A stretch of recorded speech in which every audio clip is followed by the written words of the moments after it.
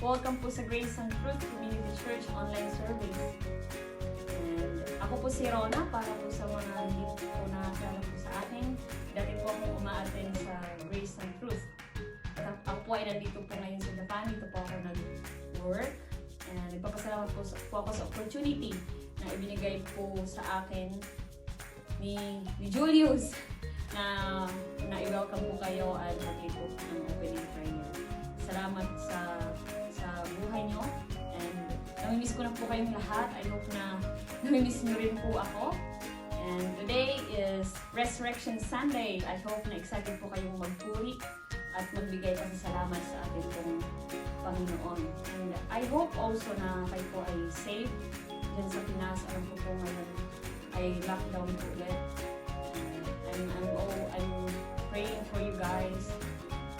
Dalangin ko talaga na kayo po ay safe, na kayo po ay magpatuloy sa Panginoon.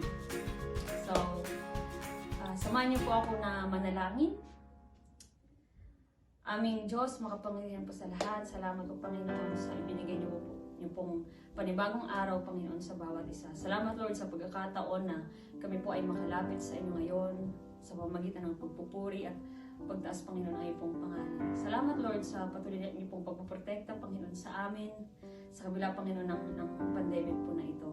Salamat, Lord, sa mga blessings, Panginoon, na walang humpay, Panginoon, na ibinubuhos mo, Panginoon, sa amin.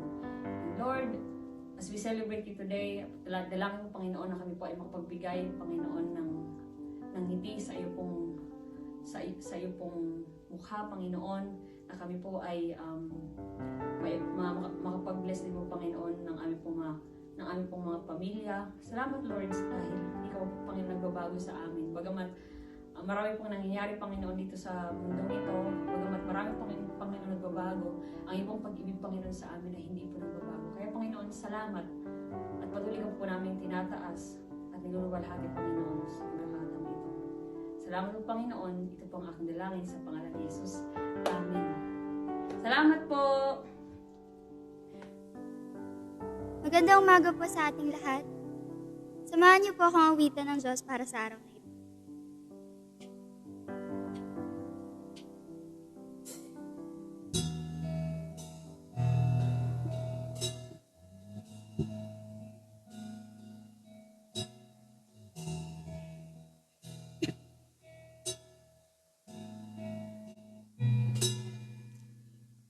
O Diyos, sa iyong lahat ng pagsamba't luwalhati, maging ang pinakamainam kong awit ay aawitin sa iyo. O Diyos, ang aking isipan ay pagharian mo, at sa aking puso ay hindi na maglaho tanging pag-ibig sa iyo. Ano pa bang maihandog ko liban sa buhay kong nanggaling sa iyo? Kung ano man sa sandaling ito'y tangan, at mga bagay na tinuring kong yaman, ito'y hindi pa rin sapat sa alay na nararapat sa'yo.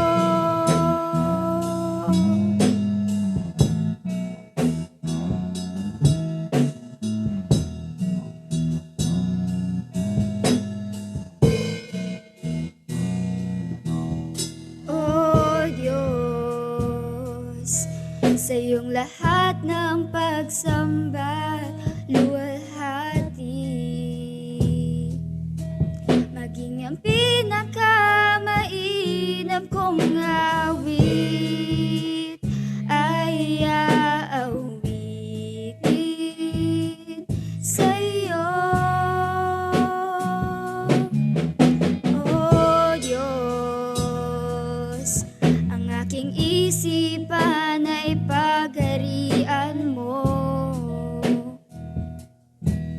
Sa aking puso ay hindi na maglaho, tanging pag-ibig sa'yo.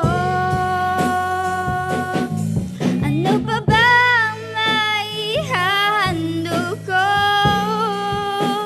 liban sa buhay kong nanggaling sa'yo? Kung ano man sa sandaling ito'y yangan,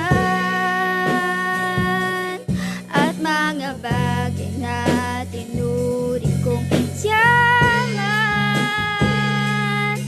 ito'y hindi pa rin sapat sa alay na nararapat. Pang maihahandog ko, liban sa buhay kong nanggaling sa'yo. Kung ano man sa sandaling ito'y tangan, at mga bagay na tinuring kong yaman,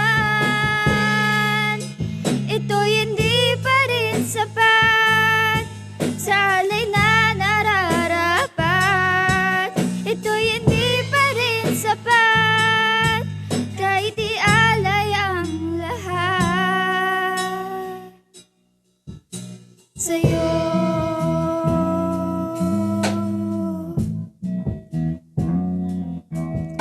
Sa'yo.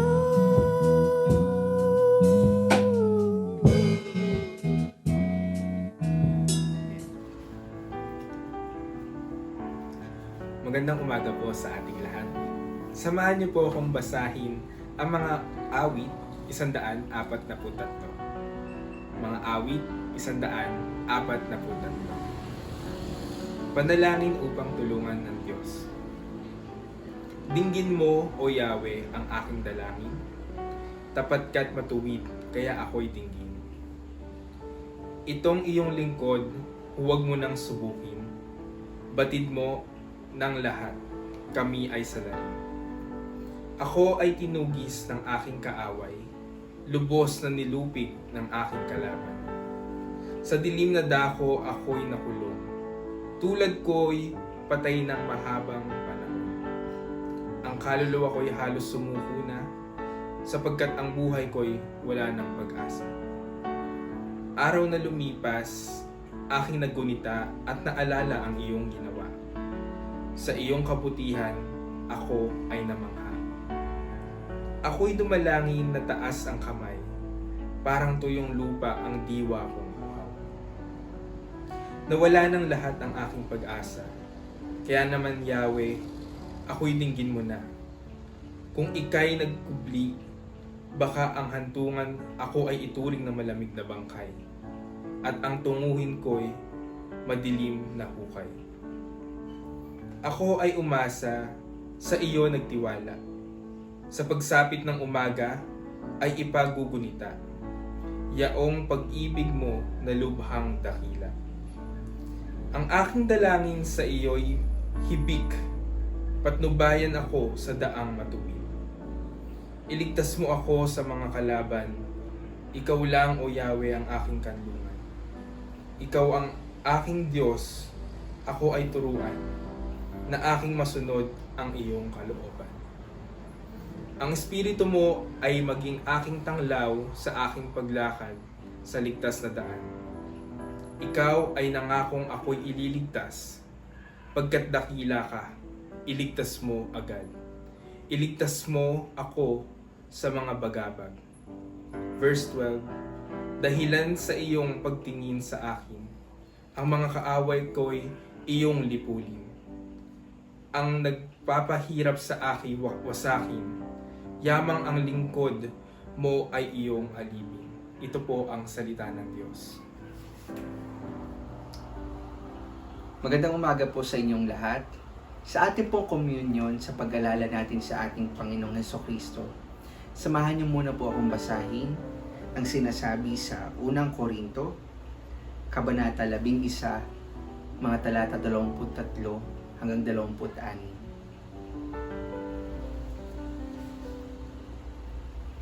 mga talata 23, sapagkat ito ang turo na tinanggap ko mula sa Panginoon at binibigay ko naman sa inyo.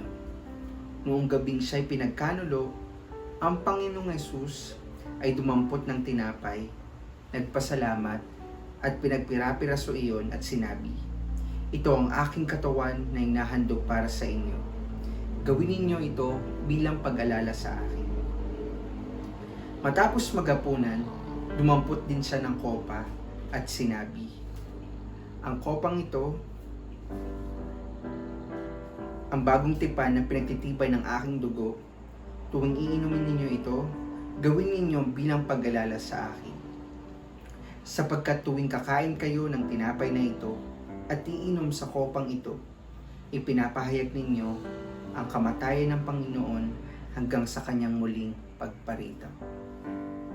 Sa Holy Week na dumaan, marami po tayong nakikita sa mga pinapanood natin o kaya sa mga Facebook accounts ng mga churches na pinapakita ang ginawa ng ating Panginoong Hesukristo sa krus ng Kalbaryo.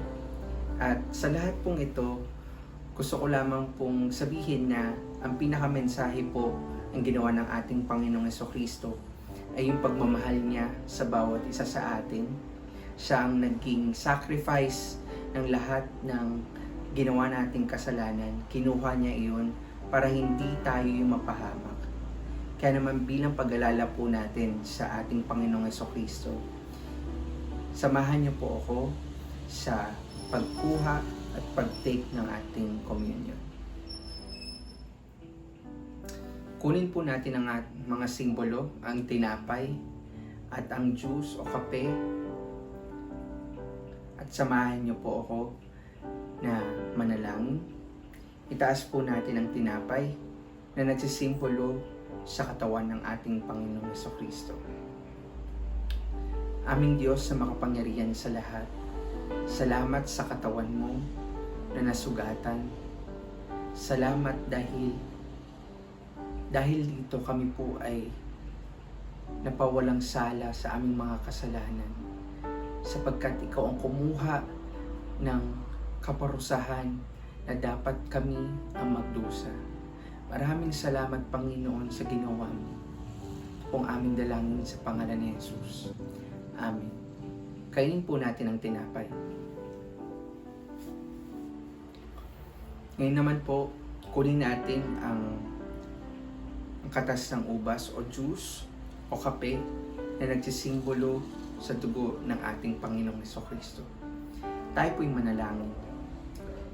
Panginoon, pinupuri ka namin at kami po ay nagpapasalamat dahil sa dugo mo na dumaloy sa iyong katawan, Panginoon, sa sugat na naranasan mo, Panginoon.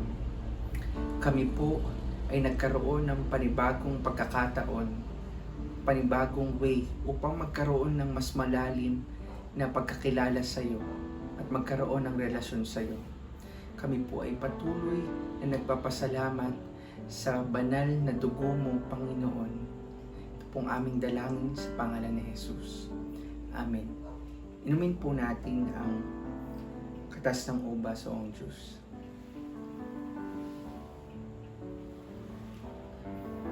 Uli, tayo po ay manalangin. Panginoon, maraming salamat sa buhay. Maraming salamat sa kapatawaran. At maraming salamat, Panginoon, sa pagpapala na kami po ay nakalapit sa iyo. Kami po ay nagsiselebrate, kami po ay nagpupuri, Panginoon, dahil muli ikaw ay nabuhay at pinakita mo sa bawat isa na ang mga pangako mo, Panginoon, ay totoo. Ang mga pangako mo ay nagpapakita, Panginoon, na ikaw ang Diyos sa makapangyarihan, ikaw ang Diyos na totoong buhay. Kaya naman po, Panginoon, kami ay patuloy na magtitiwala at umaasa, Panginoon, sa gagawin mo sa aming buhay at aantayin ka namin hanggang sa muling pagparito mo. Ito pong aming dalangin sa matamis sa pangalan na aming Panginoon na si Jesus. Amen.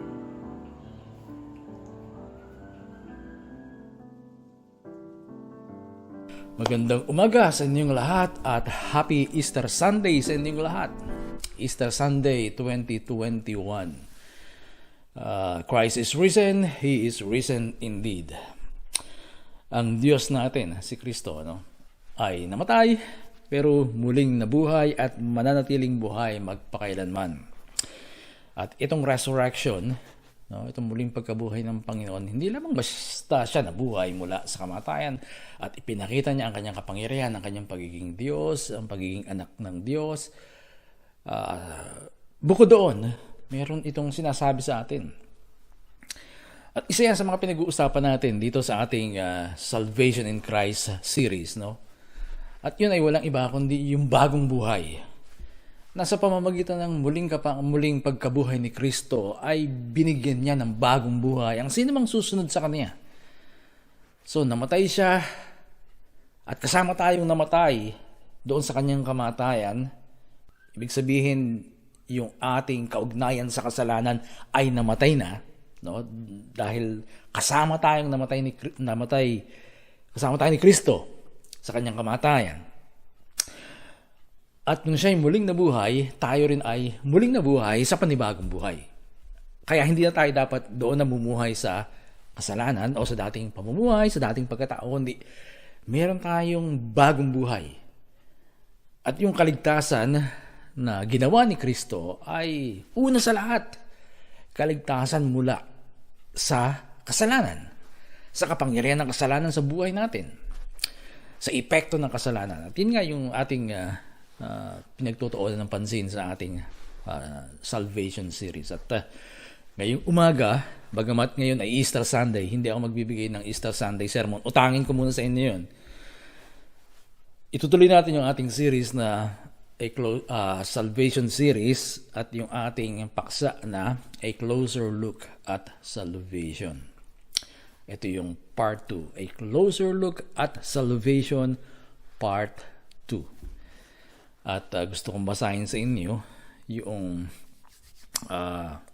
Hebrews chapter 2 na binasa ko nung nakaraan, kabanata 2 ng Hebreo. Babasahin ko sa wikang Ingles at pagkatapos babasahin ko sa Tagalog yung verse 3 kung saan yun ang aking pinaka pundasyon sa aking mga sinasabi.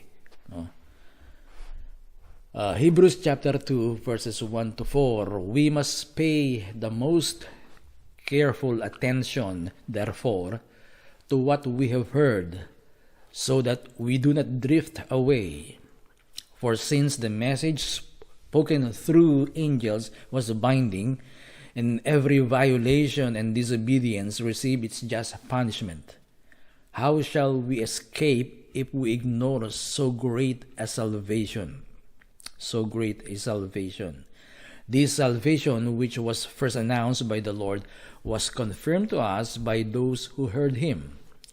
God also testified to it by signs, wonders, and various miracles, and by gifts of the Holy Spirit distributed according to His will. Sa talata 3, sabi sa ang salita ng Diyos 20:15, kaya hindi tayo makakaligtas kung babaliwalain natin ang dakilang kaligtasang ito. Dakilang kaligtasan. Tayo muna ay sa mandaling manalangin. Lord, sa umagang ito, pagpalain po ninyo kami. Gabayan ninyo ang aming puso at isipan, ang aming pag-aaral. Mangusap kayo sa amin at magturo kayo sa amin ng mga mahalagang bagay na nais ninyong matutunan namin. We thank you for this opportunity that we can study once again and learn from you. Marami pong salamat sa pangalan ni Jesus. Amen. Dakilang kaligtasan. So great a salvation. Ang kaligtasan ginawa ni Jesus doon sa krus ay talagang dakila. Hindi lamang ito, dahil ito'y dakila, hindi lamang ito tumutukoy sa kaligtasan ng kaluluwa na sa kadalasang kaisipan nga ay yung pagtungo sa langit, pagkaiwas sa impyerno at pagtungo sa langit. Sa halip, saklaw din ng kaligtasang ito na ginawa ni Jesus, ang pagbabago ng buhay at ugali ng tao. At ang lahat ng bagay na naapektuhan ng kasamaan sa buong sangnilikha para ibalik ang mga ito sa orihinal na kalagayan ng mga ito. Yun ang kaligtasang ginawa ni Jesus. Hindi lamang yung kaligtasan ng kaluluwa.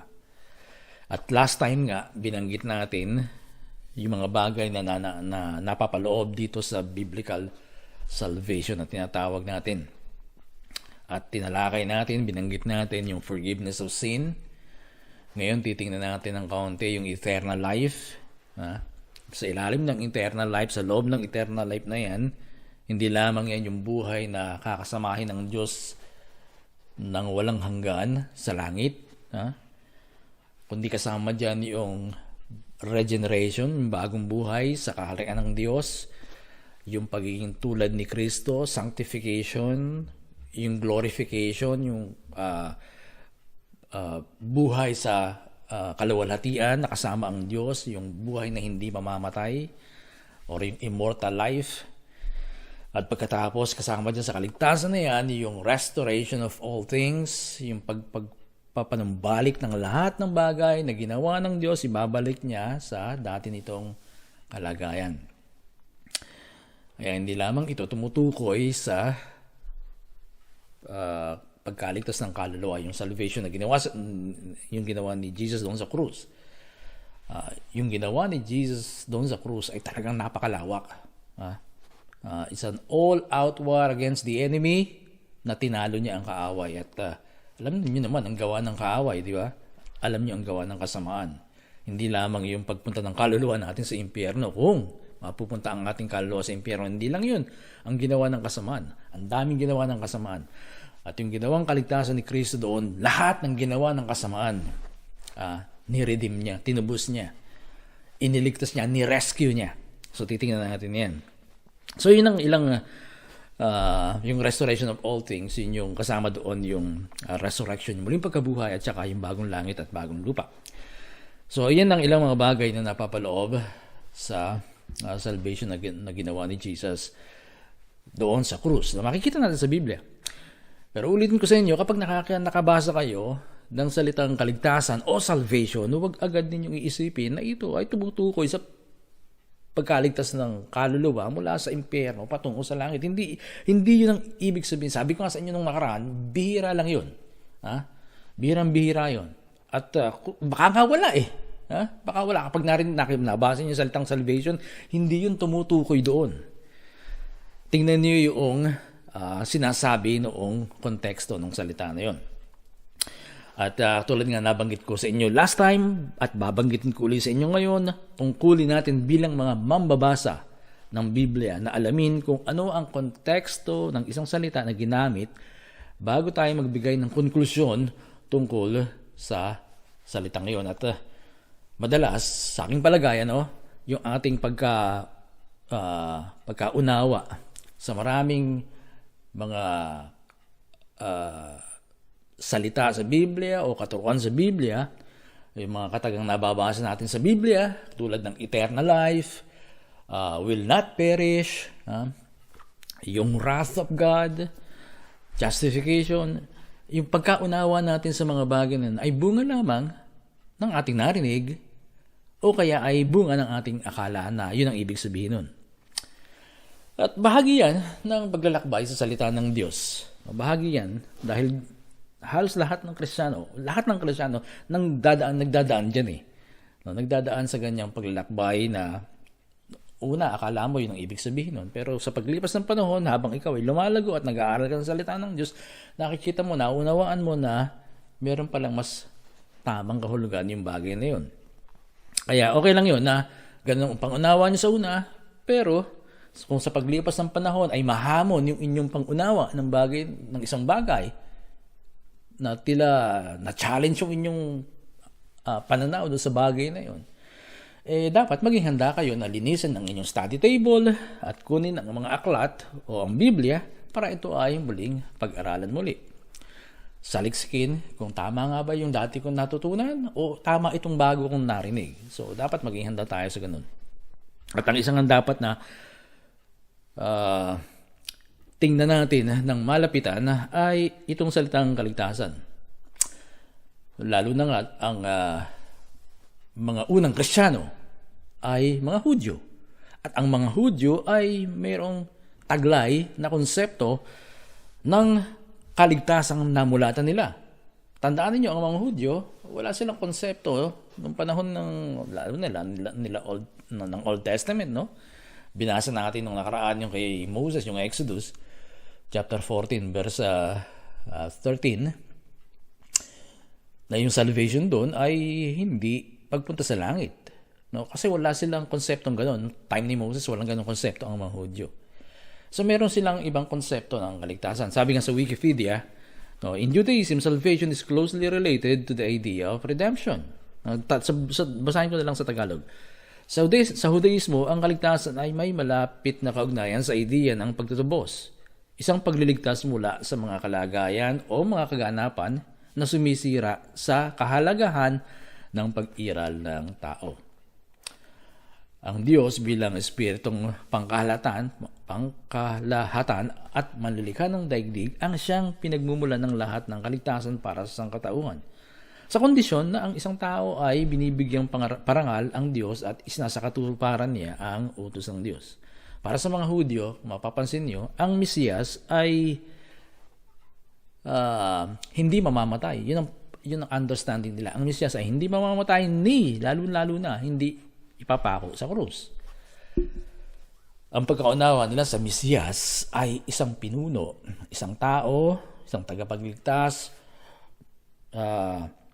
ng mga Hudyo mula sa anumang kalagayan na kinasasadlakan nila o kaya ay kaganapan na sumisira sa kahalagahan ng pag-iral ng mga Hudyo o ng mga tao, at kasama na dyan ang pagkakaroon ng pagkaligtas mula sa sakit, sa karamdaman, yung pagkailalim sa ibang kaharian, yung oppression na tinatawag, yung pagkaalipin ng ibang mga bansa na nangyari sa mga Hudyo nung sila ay nabihag sa Babylonia. So, ang kaligtasan sa kanila ay halos ganun, no? Pagkatubos mula sa ganung kalagayan. Wala silang idea ng pagpunta sa langit. Lately na lang yun yung idea ng heaven ang pumasok sa theology ng Judaism. Pero noong unang panahon, yun ang kanilang pagkaunawa sa kaligtasan. At mahalaga na maunawaan yun dahil makikita ninyo sa Mateo, Kabanata 11, binigyang larawan ni Jesus kung ano ang Mesiyas, no? Dahil sa kwento na yon, si John the Baptist, si Juan Bautista ay tila baga nagduda kung si Jesus nga yung Mesiyas. Kaya nagpadala siya ng sugo kay Jesus, at ito yung kwento doon sa Matthew 11 verses 1 to 6. Basahin natin. Nang nasa bilangguan si Juan na taga-bautismo, narinig niya ang mga ginawa ni Jesus, kaya inutusan niya ang kanyang mga tagasunod upang tanungin si Jesus o si Jesus, kayo na po ba ang inaasahan naming darating o maghihintay pa kami ng iba? Tinutukoy nila yung Mesiyas. Sumagot si Jesus sa kanila, bumalik kayo kay Juan at sabihin sa kanya ang narinig at nakita ninyo. Nakakakita ang mga bulag, nakakalakad ang mga lumpo, gumagaling ang mga may malubhang sakit sa balat, nakakarinig ang mga bingi, muling nabubuhay ang mga patay, at ipinangangaral sa mga may hirap ang magandang balita. Mapalad ang taong hindi nagdududa sa akin.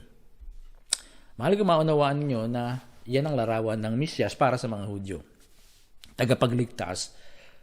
Kung papansin niyo, hindi niya binanggit dyan yung pagpunta sa langit o pagkaiwas sa impyerno. Ito, yung doon sila ililigtas ni Jesus. Mula sa karamdaman na yan, yung mga inaalihan ng demonyo, yung pangangaral ng ebanghelyo sa mga mahihirap. Yan ang ginawa, yan ang gagawin ng Mesiyas. Yan ang larawan ng Mesiyas. At mahalaga na maunawaan niyo yan sa inyong pagkaunawa sa kaisipan ng kaligtasan. Dahil kapag nakabasa kayo halimbawa ng isang talata katulad ng Acts chapter 4 verse 12 na kung saan ang salitang salvation ay nahandon. Ang sabi doon sa talata na yon, salvation is found in no one else. For there is no other name under heaven given among men by which we must be saved. Yun ang sabi doon sa Acts 4:12. Nahandon yung salvation. Sabi, ang kaligtasan ay na kay Kristo lamang. Ngayon, ang kaisipan ng Kristiyano, kapag nabasa yung talata na yun, ang pagpunta sa langit ay na kay Kristo lamang. Pero hindi yun ang sinasabi doon. Kung babasahin nyo, makikita nyo yung konteksto na nagpagaling sila. Pinagaling nila isang lumpo. At dito, makikita nyo sa Matthew 11, yun ang ginawa ng Mesiyas. So, yung salitang salvation, ulitin ko sa inyo, pag nabasa ninyo, wag agad-agad kayong magkukonclude na yun ay tungkol sa pagpunta sa langit. Kaya nagkawindang-windang ang kaisipan o ang theology ng salvation sa mga Kristiyano dahil doon sa maling pagkaunawa kung ano yung kaligtasan. Laging ipinipinta doon sa salitang ngayon, yung salvation o kaligtasan, laging ipinipinta yung pagpunta sa langit na hindi naman. At marami pa mga talata, katulad ng sinabi ko sa inyo kanina, halos wala kayong makikita na salitang salvation or saved, no? Sa Biblia, sa New Testament, na tumutukoy sa pagkaligtas mula sa impyerno at patungong langit. Kung meron man, bihirang-bihira.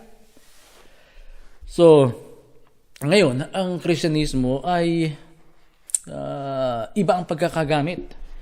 Iba ang pagkakaunawa sa salitang kaligtasan. Hindi katulad noong ginamit sa Biblia.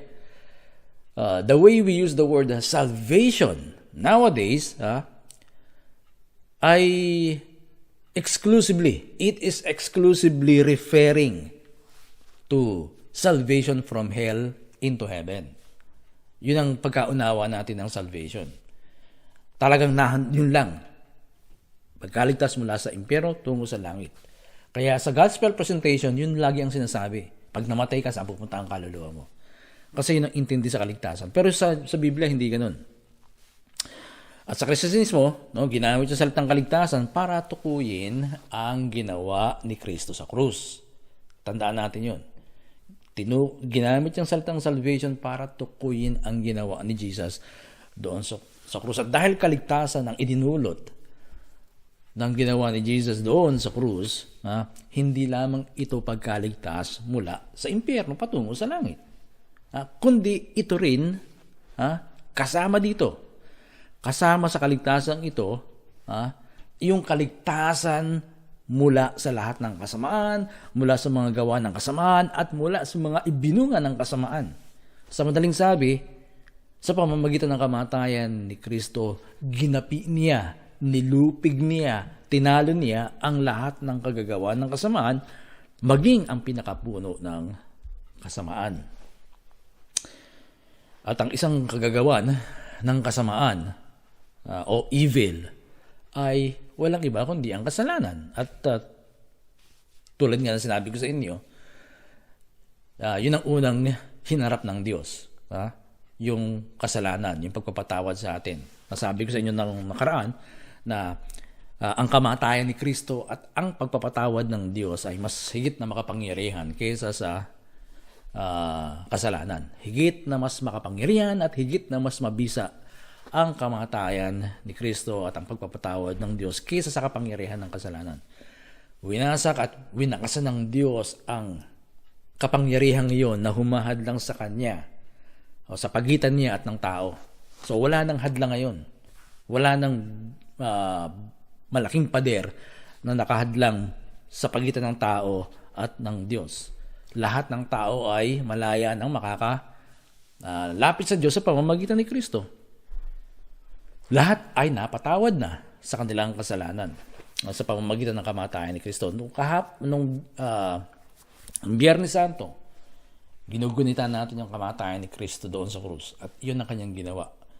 Nung siya'y nabayubay doon, lahat ng kasalanan ng tao ay napatawad na sa kanilang kasalanan. At nabanggit natin nung nakaraan yan, nag-o-offer ang Diyos, nag-aalok ang Diyos ng pakikipagkasundo ngayon. Di ba? Yun ang ginagawa ng Diyos dahil lahat ay tinuring niya ng kaibigan. Pero hindi doon natatapos yun. Ang ang forgiveness of sin ay unang hakbang lamang ng Diyos sa buong pagliligtas na ginawa ni Jesus doon sa krus. At sa paglalarawan nga ni Pablo kung paano ginapi o pinagtagumpayan ni Jesus yung dapat niyang pagtagumpayan, inilarawan niya yan doon sa Colosas Kabanata 2 na gusto kong basahin sa inyo. Colosas 2, Kabanata 2, mga talata 13 hanggang 15. Colossians chapter 2, verses 13 to 15. Ang sabi, kayong dating patay dahil sa kasalanan, kayong mga hentil na hindi saklaw ng pagtutuli ayon sa kautusan ay binuhay ng Diyos na kasama ni Kristo. Pinatawad niya ang ating mga kasalanan at pinawalang bisa ang lahat ng naisulat na alituntunin laban sa atin, pati ang mga pananagutang kaugnay nito. Pinawi niya ang lahat ng ito nang ipako siya sa krus. Sa pamamagitan ng kanyang kamatayan sa krus, nilupig niya ang mga pinuno at kapangyarihan ng sanlibutan. Ang mga ito'y parang mga bihag na kanyang ipinarada sa madla bilang katunayan ng kanyang pagtatagumpay. Nagets nyo ba yun? Di ba ang ganda ng ginawa ni Jesus doon sa krus? Very powerful yung ginawa ni Jesus doon, di ba? Imagine, binuhay tayo ng Diyos. Anong ibig sabihin nun? Kasi dati tayo ay nasa kasalanan. Tayo ay namumuhay sa kasalanan na ang larawan na kamatayan. Kaya yung pagkabuhay sa atin ng Diyos, ibig lang sabihin nun na tayo ay iniligtas ng Diyos mula sa makasalanan at rebelding pamumuhay.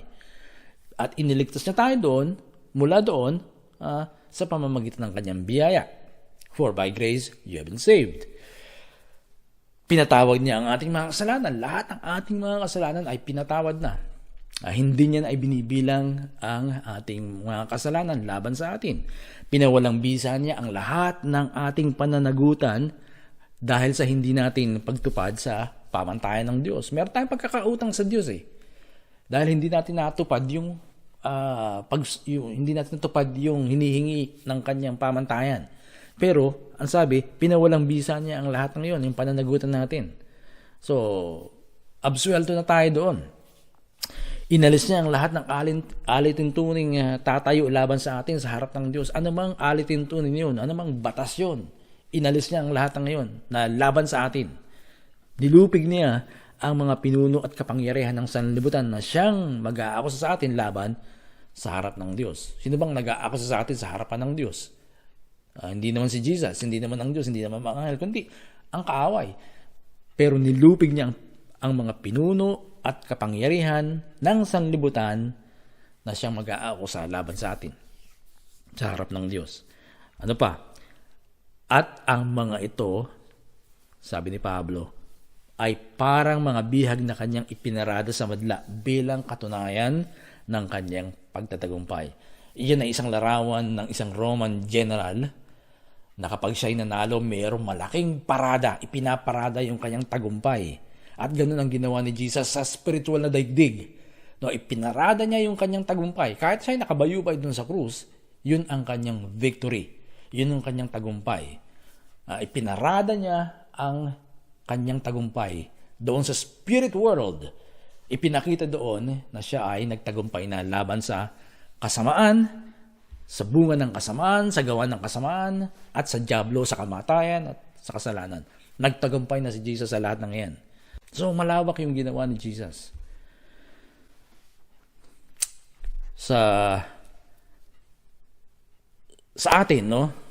Dapat nating unawain yung kanyang victory na tinaglay upang sa ganun, ang ating pamumuhay din ay makaranas ng ganung victory. Hindi lang yung tanggapin natin yung turo na pag sumampalataya kay Jesus sa langit ka na. Huwag lang yun. Meron pang higit na ginawa si Jesus doon, yung kanyang tagumpay laban sa lahat ng masama. Ang tagumpay ni Kristo doon sa krus laban sa kasamaan, sa dyablo, at sa kasalanan ay pawang totoo. Hindi yun gawa-gawa lang. Ginulo lang natin ang katotohanan ito sa pamamagitan ng ebanghelyong lagi nating naririnig. Kaya hindi natin makita o hindi natin nakikita at nararanasan ang tagumpay na ito sa buhay natin.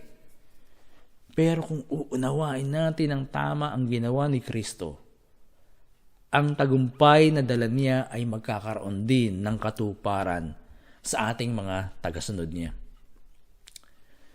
Yan ang senaryo sa spiritual na daigdig, na si Jesus ay parang isang Roman general na ipinarada niya yung kanyang tagumpay. Kung titingnan niyo, parang talunan si Jesus doon sa krus, pero hindi. Sa spirit world, he is the victor. Nakamtan niya yung victory. Naging matagumpay siya. Nilupig niya ang lahat ng kasamaan. Kaya ngayon kanyang muling pagkabuhay, panibagong yugto sa kasaysayan.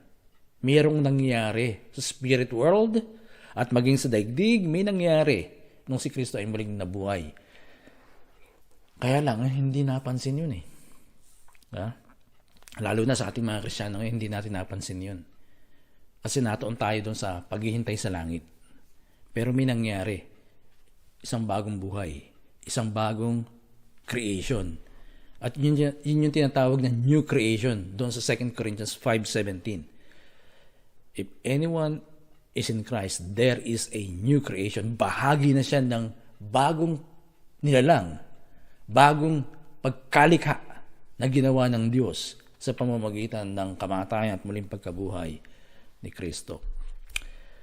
At isang ginawa dyan ni Jesus, ang isang malinaw na idinulot ng kanyang ginawa doon sa krus ay ang buhay na walang hanggan. Buhay na walang hanggan. Bahagi ng kaligtasang ginawa ni Jesus doon sa krus ay ang pagkakaloob sa atin ng buhay na walang hanggan. Eternal life. Pero itong katagang eternal life, ang intindi ng marami dito ay tumutukoy lang sa pagpunta sa langit. Pero bahagi lang yun. Bahagi lang yun. Dahil kasama dito sa eternal life, yung regeneration. Yung pagiging born again, pagkapanganak na muli, pagsilang na muli.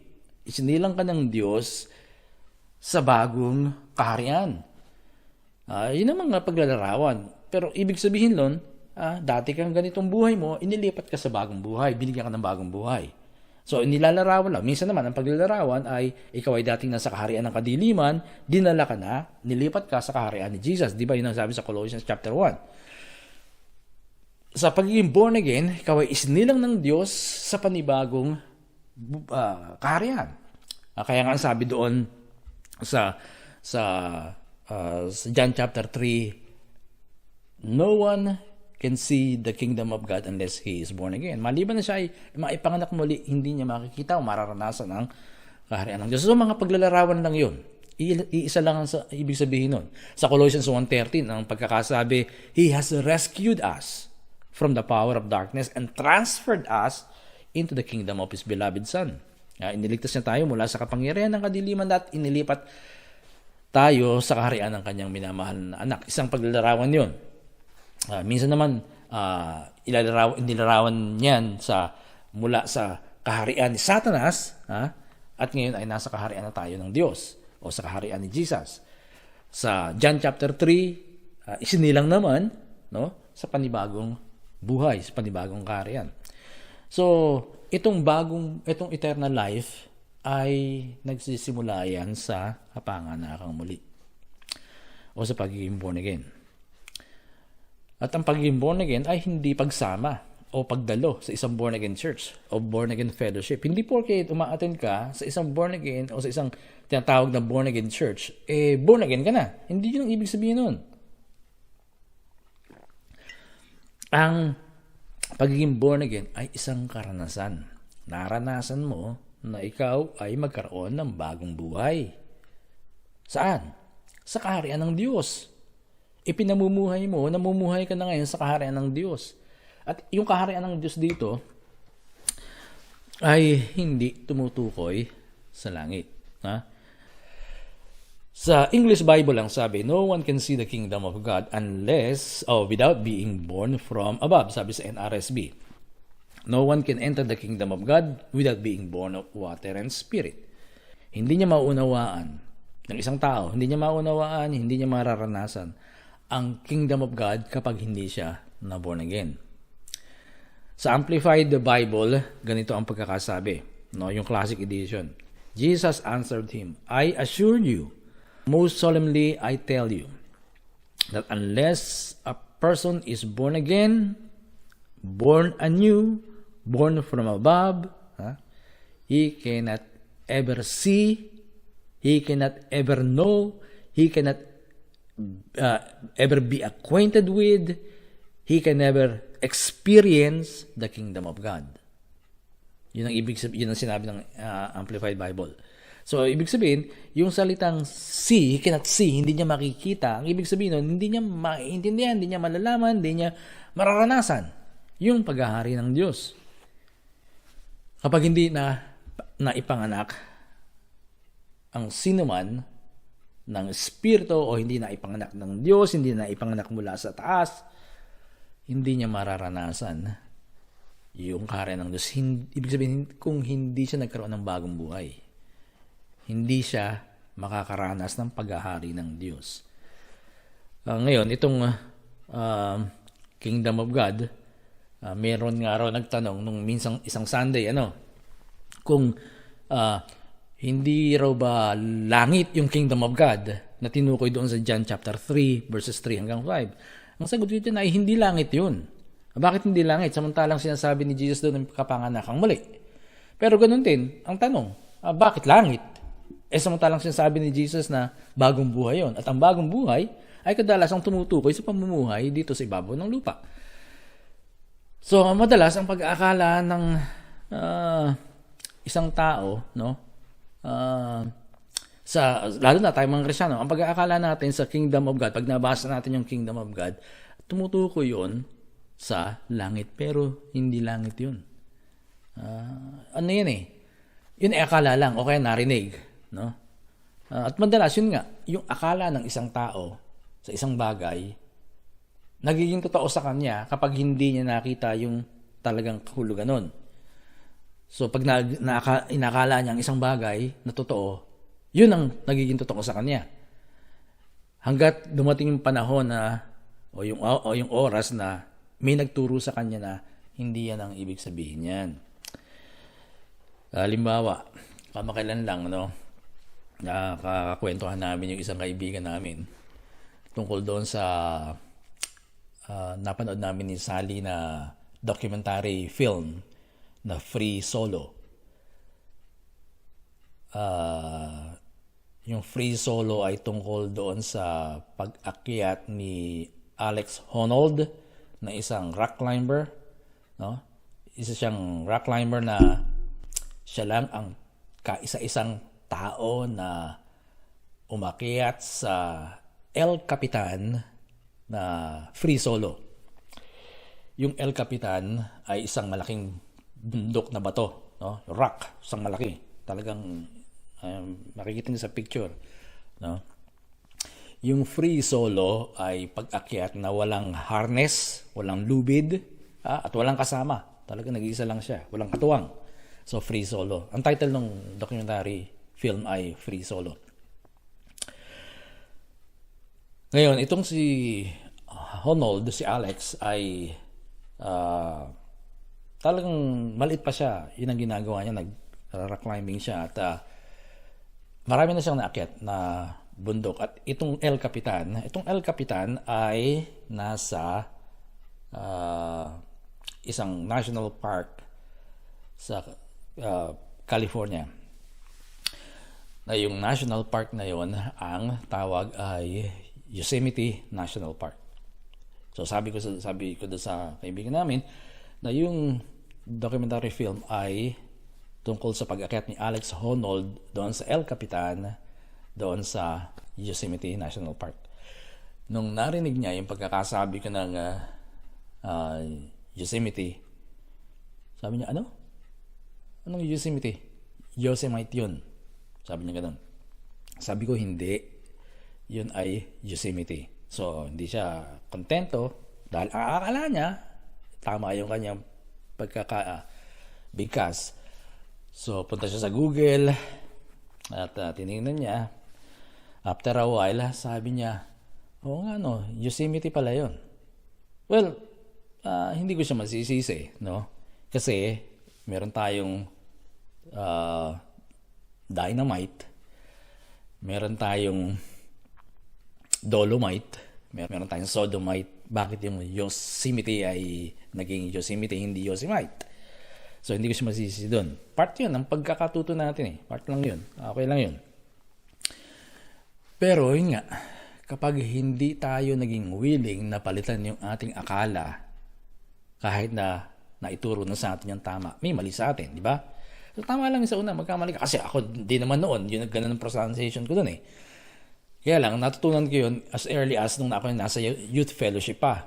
No? Nung ma-attend ako ng youth fellowship sa ECCF noon, may kasama kami na galing ng California.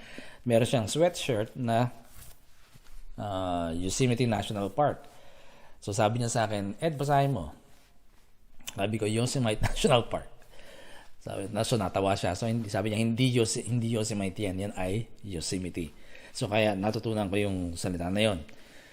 Pero yun nga, dumadaan tayo sa ganun, ng pagkatuto. Lahat tayo dumadaan sa pagkatuto. Pero pag dumating na yung oras na sinabi sa sa'yo na challenge, no? Halimbawa, nahamon yung akala mo o yung pananaw mo, be willing to make a research and study it. No? So itong Kingdom of God, ang akala ng marami ay langit. Pero maling akala yon sapagkat sa pagtuturo ni Jesus nung siya nahalito pa sa lupa tungkol sa Kingdom of God, hindi kailanman niya pinatukuyan o pinatungkulan ang langit kapag binanggit niya ang kaharian ng Diyos. So, hindi yan kailanman tumukoy sa langit. Sa ibang pagkakataon, maaring tumukoy yan. Pero kay Jesus dito sa John chapter 3, hindi yan tungkol sa langit. Iyan ay tungkol sa paghahari ng Diyos sa buhay ng isang tao. At mararanasan mo ang paghahari ng Diyos kapag ikaw ay nagkaroon ng bagong buhay mula sa Kanya. At yung bagong buhay niyan na mula sa Kanya ay nakukuha mo o natatamo mo kapag ikaw ay nagpasyang sumampalataya ng totoo kay Jesus. At yun ang sinasabi ng John chapter 3, verses 15 hanggang 18. Yung pagsampalataya sa Kanya ng totoo. Mabanggitin natin yan sa pag-usad natin sa ating pagtalakay ng salvation by faith. Matatalakay natin yan. Ano ibig sabihin ng salvation by faith? So, hindi ko... ako, meron din ako mga maling alam noon na akala ko tama yun. Pero nung na-challenge yung aking pananaw, siyempre, kailangan pag-aralan ko. Kailangan harapin ko yun eh. No? Ano ba talaga yung totoo, kuya? So, pinag-aralan ko at natuto ako. No? Natuto ako. Ang punto rito is, minsan, kung hindi man madalas, yung akala nating tama o totoo, yun ang nagiging totoo na sa atin. Ayun ang nagiging totoo sa atin. Yun ang punto doon. Na sa matagal na panahon, dahil yun ang akala nating totoo at tama, ang paniniwala natin ngayon, yun ang totoo at tama. Pero okay lang yun. As long as you are willing to change your mind when the time comes na you get challenged para tingnan uli yun, i-revisit yung idea o yung kung ano man yun. Ngayon, balikan ko tong Kingdom of God. So sa Kingdom of God, walang ebidensya na yan ay langit sa Biblia. Walang ebidensya. I-challenge ko kayo. No, sa pagtuturo ni Jesus sa Gospels, sa mga Ebanghelyo. John, Matthew, Mark, Luke, and John, dyan sa ano na yan, sa mga Ebanghelyo na yan, walang ebidensya na ang Kingdom of God ay tumutukoy sa langit. At kapag walang ebidensya, mali yun. Hindi pwede yun. Hindi pwede yun pag walang ebidensya. Na parang yung kwento ko nga doon sa dalawa, no, kay Julius at saka kay Jen, nagkausap-usap kami minsan. Kasi 3 or 4 weeks ago, no, March 8 and 9, 2 araw, Lunes at saka Martes, nasa korte ako dahil nabunot yung pangalan ko para maging isa sa mga jury. Maging isa sa mga jurors na magiging jury sa isang kaso.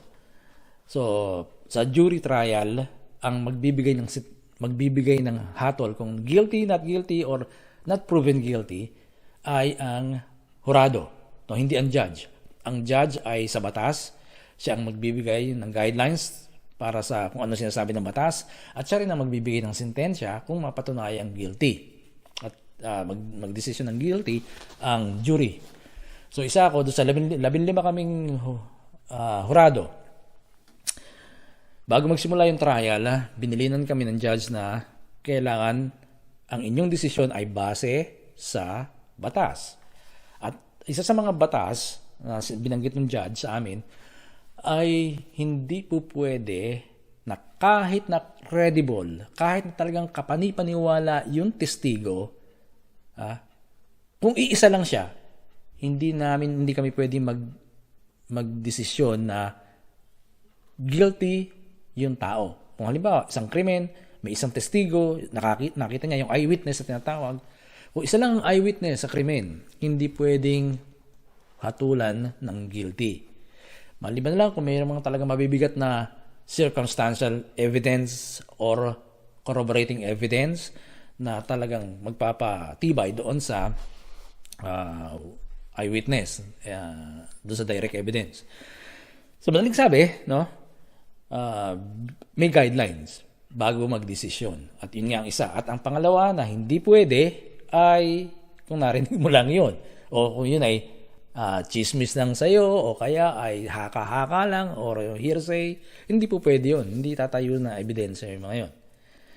So sa pagkatapos ng 2 araw na trial, nag-convene ang mga jurors o yung jury, nagpulong kami para pag-usapan yung mga ebidensyang naipresenta. So diniscuss namin yon, nagkaroon kami ng deliberation, bakit ganito, bakit ganyan, bawat isa sa amin, anong opinion nyo, bakit yun ang desisyon.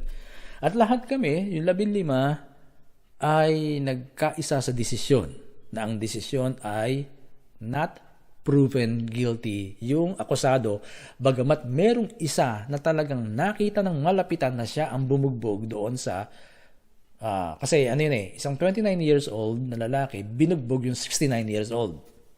At may kwento ron kung bakit nangyari yun. So, may isang nakakita. At siya ay credible witness, siya ay dissenting tao. So, talagang mapapagkatiwalaan yung sinabi niya. Ang problema ay isa lang.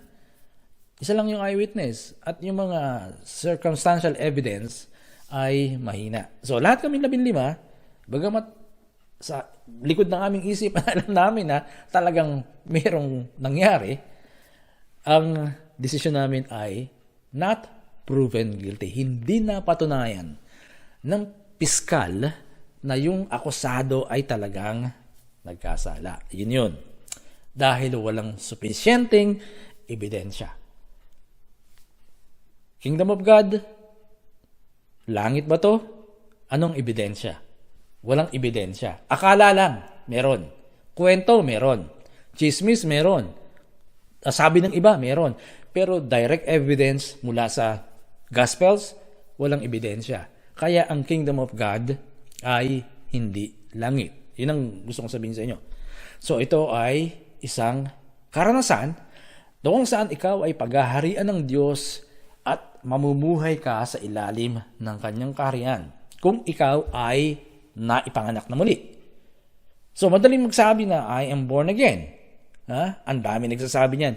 Pero, are they now living under God's kingship?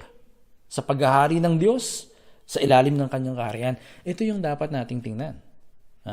Ito yung dapat nating tingnan. So, nangyayari yan kapag tayo na ipanganak na muli.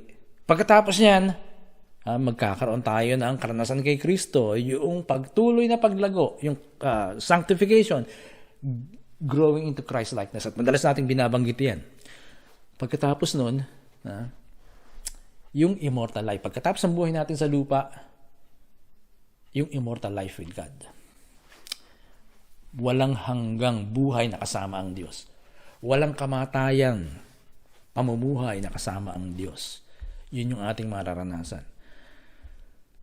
Pagkatapos nung darating yung panahon na kung saan ay ibabalik ni God sa dating kalagayan ang lahat ng kanyang nilalang na sinira ng kasamaan.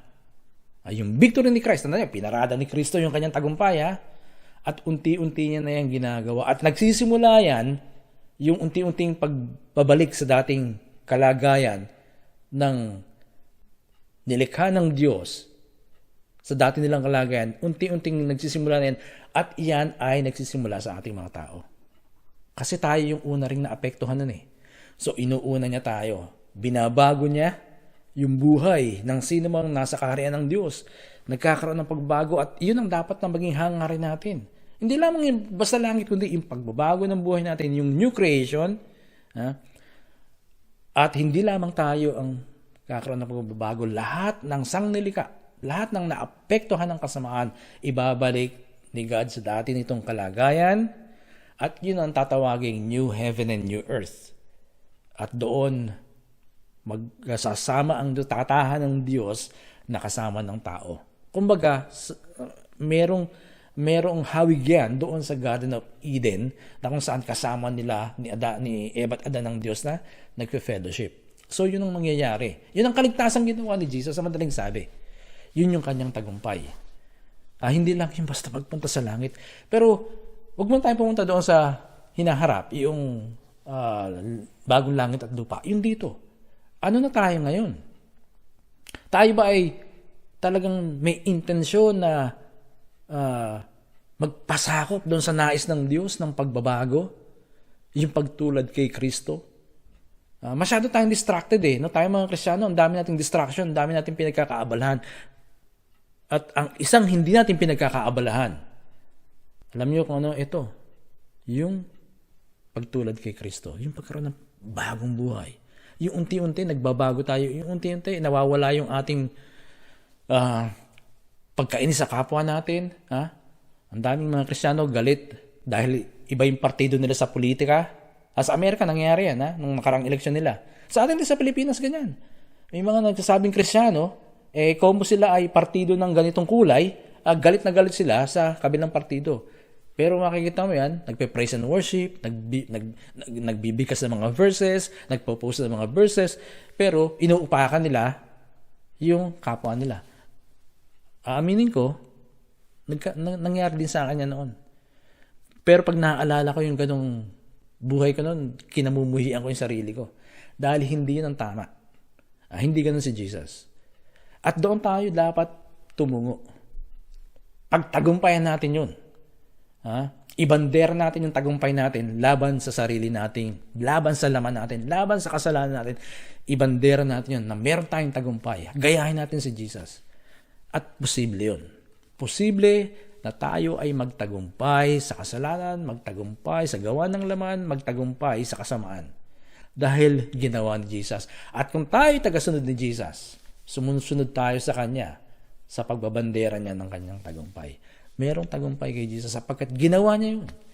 Yung Biyernes Santo, itong Easter Sunday, Pasko ng pagkabuhay, yun ang dala-dala ni Jesus. Tagumpay, laban sa kasamaan. Kaya anumang masama, sa ugali man natin, sa pag-iisip man natin, sa ating man paligid, anumang masama, merong tagumpay dito. Kung gagawin natin ang sinasabi ng Panginoon sa atin, na tayo sumunod sa Kanya, to follow Him, hindi lang basta manampalataya, kundi sumunod sa Kanya. Tayo manalangin. Lord, sa tanghaling ito, salamat po sa iyong tagumpay na ipinakita at isinakatuparan, Panginoon. Salamat sapagkat sa tagumpay na yan, Lord, meron din kaming tagumpay. Dahil napagtagumpayan mo na ang kasamaan, iniligtas mo ang lahat ng sangnilikha. Dahil sa ginawa mo dun sa krus, kami rin, Panginoon, mayroong pagkaligtas, mayroong tagumpay laban sa kasamaan. At nais namin na mamuhay na matagumpay laban sa anumang uri ng kasamaan. Unang-una na sa sarili namin. Kaya tulungan mo kami, Panginoon, na tingnan ang aming mga sarili, anumang kasamaan dito, anumang pangit, anumang hindi katulad mo, Lord Jesus, ay simulan naming isuko sa iyo at baguhin. Purihin ang iyong pangalan, Panginoon. Amen.